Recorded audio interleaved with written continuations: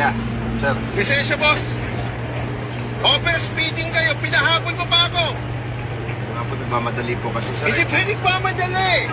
Hindi pwede pamadali. Overspeeding ka. Delikado ginagawa mo. Kabinado naman po. Ha? Kaya nagmamadali po talaga kami kasi may emergency po kami, sir. Hindi pwede kahit pa merong emergency. Overspeeding ka. Akin na lisensya mo. Ano?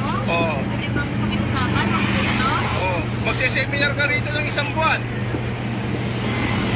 Oo. Lulabas ka pa rito.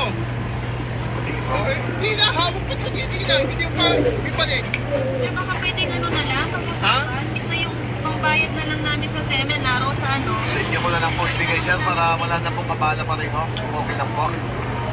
Baka mami, naka-video kayo dyan, ha? Hindi po, wala po. Ayan po yung mga cellphone po. Binuhuli nyo lang ako, ha? Hindi po, ayan po ang cellphone namin. Sigurado ka? Para hindi na rin po tayo maabano, sir, sana. Kung po pwede, Mahal to, mahal to. magkano po kaya pwede na po siya?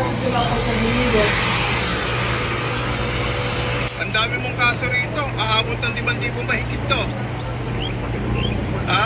Overspeeding ka pa.